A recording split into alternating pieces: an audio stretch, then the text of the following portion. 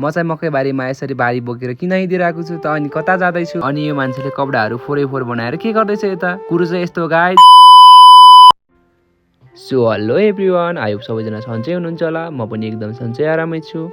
आज चाहिँ हामी पिस्न भनेर कतातिर आएका थियौँ अनि उनी चाहिँ जहिले भिडियो बनाउँदा एक्साइटेड हुन्छन्। अनि हेलो एभ्रिवान, हामी चाहिँ आज गत्त पिस्न आएका छौँ भन्दै थिएँ। गत्तमा पालो नै पाउँदैन क्या, अनि पालो कुरेर पिस्नुपर्छ। धेरै कुरेपछि पालो आयो अनि पिस्न थाल्यो। उनले चाहिँ बोरामा पिठो उठाउन थाले, म पनि चाहिँ भिडियो बनाउँदै बसेँ।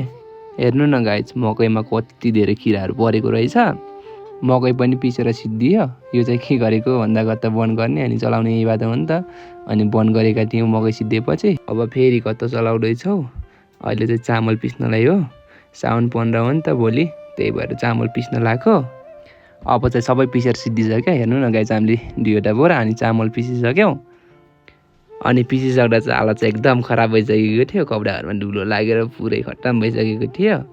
अनि पिसिसकेर चाहिँ उनलाई पनि भारी बोकाइदिएर मैले पनि भारी बोकेर अब चाहिँ हामी घरतिर लाग्यौँ। अनि घर जाँदै गर्दा बिच बाटोबाट अरू सामान पनि लानुपर्ने थियो नि त गाइज, त्यही भएर मैले चाहिँ 2वटै बोरा मैले बोकेको थिएँ। यस्तो चिटेको थियो नि गाइज यतिखेर त। अनि मेरो छोटो मिठो भ्लगलाई यही अन्त्य गर्दै हजुरहरूलाई के कस्तो लाग्छ प्रतिक्रिया चाहिँ दिन नभुल्नु होला। By by guys.